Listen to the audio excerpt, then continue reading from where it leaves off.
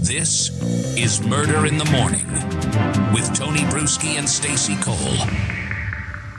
Welcome back as we continue to break down who is Bryan Kohberger. We're basing this discussion this morning on the writings of Bryan Kohberger, allegedly back in 2009 on some forums, talking about the visual snow and much more beyond that. As if you listen to our first segment, we read some of those posts, some of the larger, more in-depth ones. And it goes beyond the snow. The snow seems to be like the catalyst or the kind of catch-all way of explaining it. But the deep depression, the deep lack of empathy, all those things that he was struggling with back then, it really is sad. Because it seems like he was kind of crying out for some help, not knowing what the hell was going on. And clearly he did not get the help he needed if, in fact, he is behind these crimes. So let's break it all down. Imagine waking up one morning and seeing the world as if you're looking through the static of an old television screen. Not just for a few minutes or after rubbing your eyes. The static becomes your new permanent view of reality. Everything from your morning coffee to the faces of your family members becomes obscured by tiny, flickering dots. That's exactly what allegedly happened to Bryan Kohberger on September 21st of 2009. Bryan, at this point, was just a teenager. One day he was experiencing life like everyone else. The next, his world, according to him, allegedly, had turned into an endless, fuzzy broadcast. Doctors have a name for this bizarre condition, visual snow syndrome. But knowing what it's called doesn't exactly fix the problem. Visual snow isn't just annoying, it is debilitating. Imagine trying to concentrate on a math test while someone else waves a flickering flashlight in front of your eyes. Now imagine living every single day, every single moment of your life like that. In those early days after his symptoms appeared, Bryan started sharing his experiences online. He posted in forums dedicated to visual snow syndrome, and those posts read like a journal of mounting frustration and despair. At first, he simply talked about how hard it was to remember things, everything from recent events to memories of his childhood. The static, it seemed, wasn't just clouding his vision, it was blanketing his brain. Something and smothering his ability to connect with who he was before. In one post, he wrote about feeling like a blank soul, someone disconnected from his past and unable to conjure up the warmth of a happy memory. Imagine looking back at photos from your childhood and feeling absolutely nothing. No nostalgia, not joy, not even sadness, just a flat, empty detachment. That's how Bryan described his day-to-day existence after visual snow set in. He began to envy everyone around him, even strangers, for their ability to experience life normally. People laughing, chatting, reminiscing about good times. It all felt impossibly distant, almost cruel, because Bryan allegedly simply couldn't access those emotions anymore. This detachment, it turned out, wasn't limited to just memories. Over the months that followed, Bryan described an increasing emotional numbness spreading throughout him. Think of emotional numbness as trying to watch your favorite movie through a thick pane of frosted glass. You know what's happening, but you can't feel any of it. Bryan was experiencing life at arm's length, and he couldn't close the gap. It wasn't long before this numbness morphed into a more profound state of confusion and anxiety. With visual snow came other symptoms too. Bryan began describing constant ringing in his ears, known as tinnitus, a noise that never faded, never quieted, never gave him a break. Imagine trying to fall asleep with a malfunctioning smoke detector chirping continuously in the background every single night. And you can't replace the battery. The relentless static in his eyes and the endless ringing in the ears made concentration almost impossible. For a teenager trying to function in school and at home, these distractions were catastrophic. Bryan also described a growing sense of anxiety.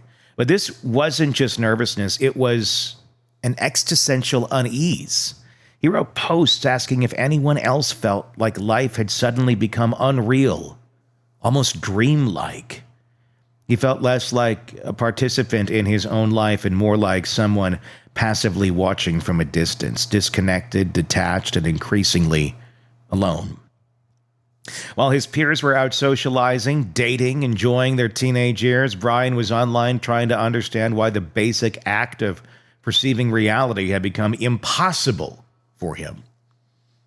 As time went on, Bryan's tone grew darker. He didn't just describe visual snow anymore. He started sharing deeper insights about himself, and none of them were encouraging. He wondered openly if he was going crazy. He admitted to feeling a sense of despair so strong that he questioned whether life was even worth living anymore. His post reflected a deepening spiral. His condition had stolen his clarity, his emotional connection, and now it was beginning to erode his very sense of self. His family relationships weren't spared either. Bryan admitted that his emotional numbness was causing him to lash out or treat family members coldly, without remorse. He described himself bluntly and harshly, labeling himself as a cruel or unfeeling person. The honesty was raw and unsettling. I mean, imagine recognizing that your personality had fundamentally changed, that you became someone you yourself wouldn't like, and having no power or even motivation to fix it. This is where Bryan found himself, watching helplessly as a person he used to be faded into static. He tried desperately to remedy the situation. He experimented with migraine medications, hoping to find something, anything, to silence the static and reclaim his mind. But this attempt at self-medication quickly turned dangerous. Bryan shared openly about overdosing, nearly dying on 2 separate occasions. These weren't just desperate cries for help. They were alarm bells, clear indicators that his struggle was turning life-threatening. But even after these close calls, his symptoms persisted, seemingly relentless, leaving Bryan trapped and hopeless. Reading Bryan's posts during this period is like following a heartbreaking descent into an emotional void. Each update revealed a young man increasingly isolated, increasingly frustrated, and increasingly hopeless. Visual snow had initially seemed like an annoyance. Then it became a disability, and finally it became the lens through which Bryan saw himself as broken, unreal, and unfixable. This foundational disruption wasn't just psychological, it set the stage for a profound emotional unraveling.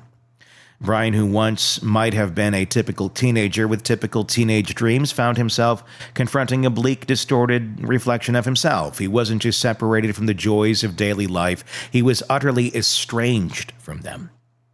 His visual snow didn't just distort the world around him, it distorted the very way he felt about himself and others, creating a ripple effect that would eventually have deep and disturbing implications. By the end of this early period, around 2011, Bryan's post showed that he'd reached a crucial turning point. The young man who began as simply confused and frightened had become profoundly disconnected and emotionally hollow. The static that had overtaken his vision had now permeated his personality, erasing the normal emotional responses most people rely on to navigate daily life. Bryan's descriptions of himself no longer resembled a teenager grappling with a mysterious medical condition. They hinted at someone whose very sense of humanity was slipping away. And yet this was only the beginning. What started as a puzzling, troubling medical condition had become the catalyst for something darker and far more complex. Bryan's early experiences with visual snow syndrome had shaken the foundations of his emotional stability, creating fractures that widened steadily. It was clear from his online posts that these cracks weren't just surface level disturbances. They were forming a deeper, more troubling pattern, one that would soon begin to unravel even further. By mid-2011, Bryan's online post took a notably darker turn and a bleaker note. He was no longer just sharing symptoms or describing odd sensations. He began articulating a worldview that was starkly nihilistic and deeply detached. The Bryan who once expressed anxiety and sadness was giving way to someone who felt next to nothing at all, and this numbness wasn't just limited to emotions. It extended to how he viewed everyone around him. In one strikingly raw and disturbing post, Bryan describes himself and others simply as organic sacks of meat, essentially stripping away any sense of humanity or meaning from life. It wasn't a poetic metaphor or a dramatic exaggeration. It reflected how he genuinely perceived existence. Picture seeing friends or family members not as living, breathing people with feelings and desires, but as objects. Cold, mechanical beings without purpose or importance. It was an alarming statement, revealing a deep internal crisis and a profound detachment from basic human connection.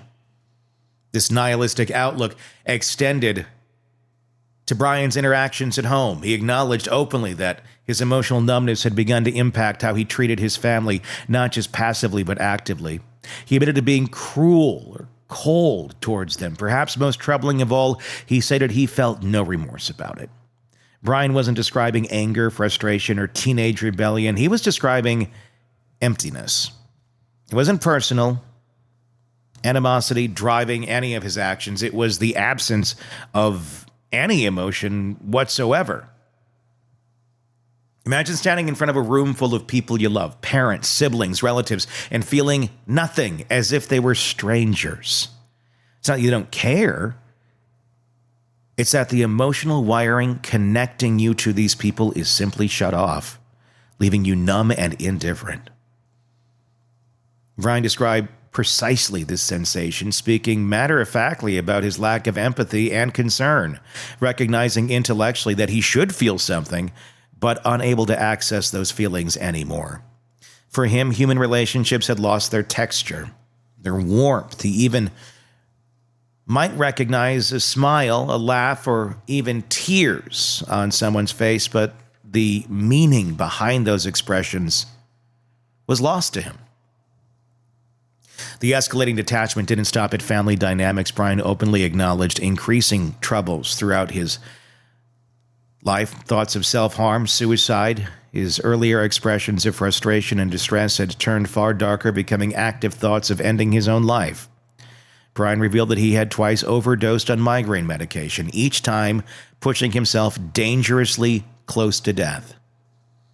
These incidents weren't vague or uncertain cries for help. They were clear, documented actions indicating his impulsivity and desperation. He survived these episodes, but his posts describing them were eerily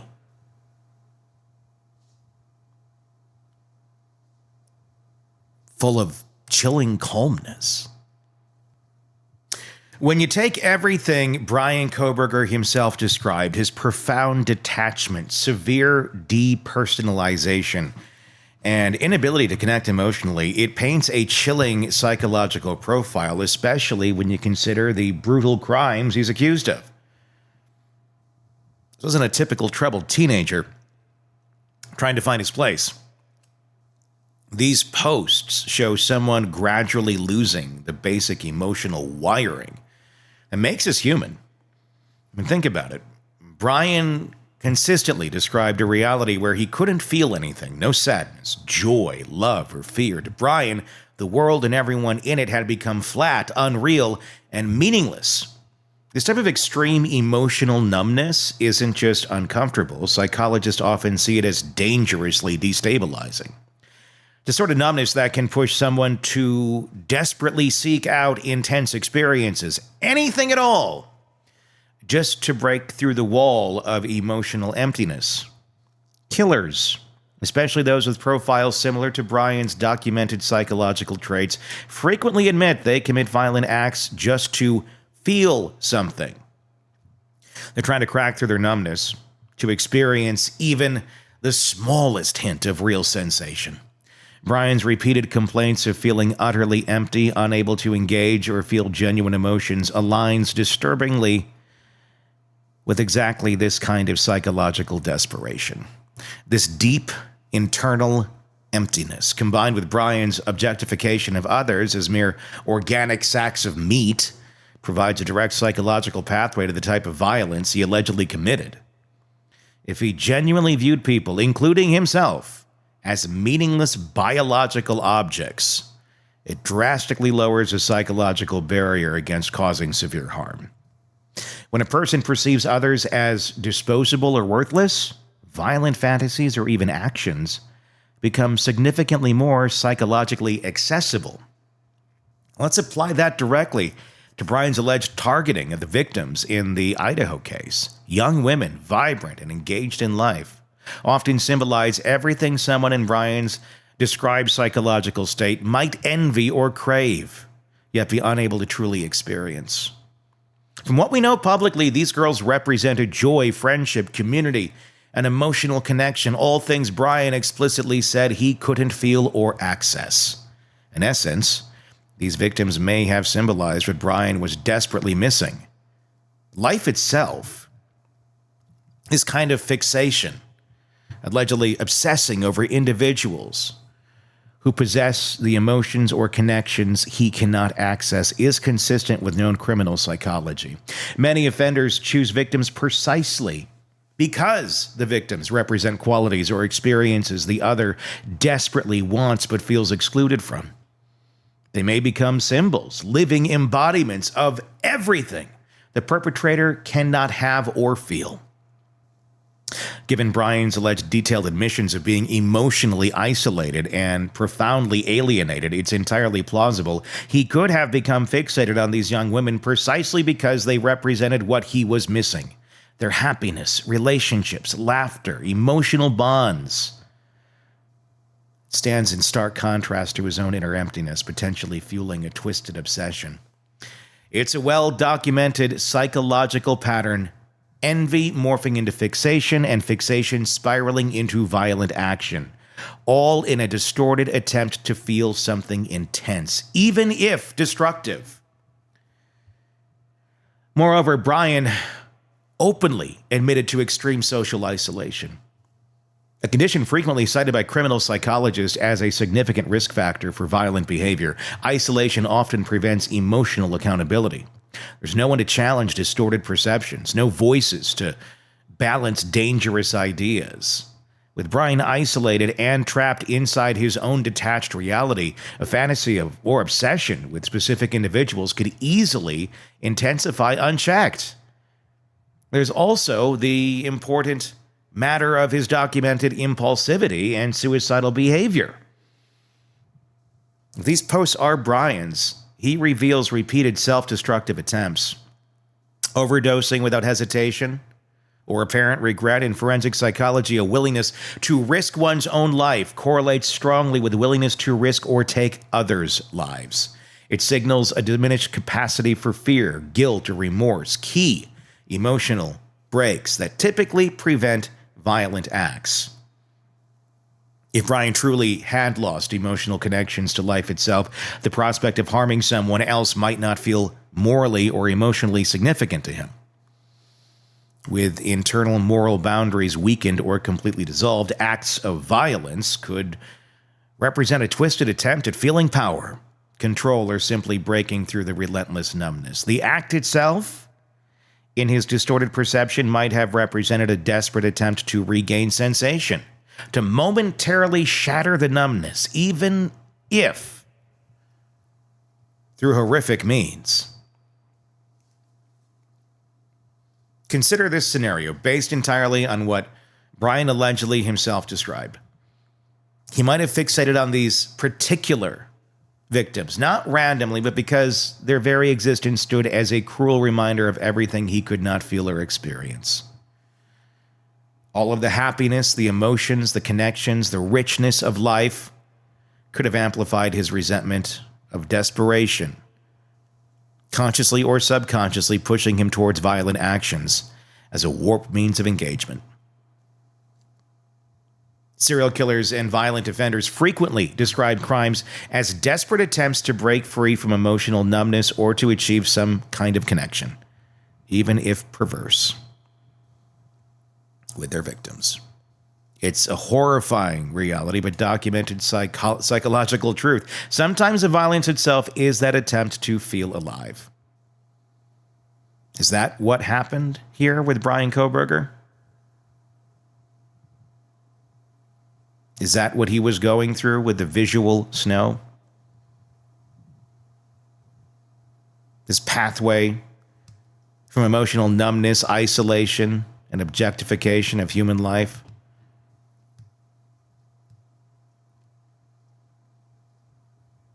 Does it link directly to the disturbing crimes he's accused of committing? I guess that's the question that we have to ask ourselves. And the question you can answer in the comments. So I'm curious to get your thoughts now that we've really broken down the details of those old writings that are allegedly him with what we know today about these crimes, about the cold, callous, calculated nature of those crimes. And about what we know about him from accounts of people who worked with him or people who dated him or people who were in his classrooms.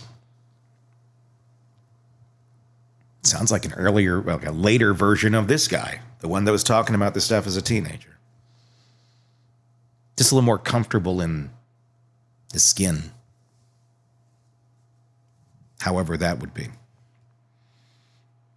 Let me know in the comments what you think. Would love to hear it if you're listening on the podcast platforms. Check out our YouTube channel. You can comment there and interact, and vice versa. If you're listening to us, check out YouTube. If you're watching us on YouTube, be sure to subscribe to the podcast channel as well, so you don't miss any of the cases that we cover for you right here, including a lot on this, because we're going to keep digging into it from every standpoint we can, trying to understand and break all of this down for you. Press subscribe. My name is Tony Bruschi, and thank you so much for listening and watching. The latest true crime stories, expert breakdowns, and shocking twists, all in one place. Press subscribe now to the Hidden Killers podcast and True Crime Today.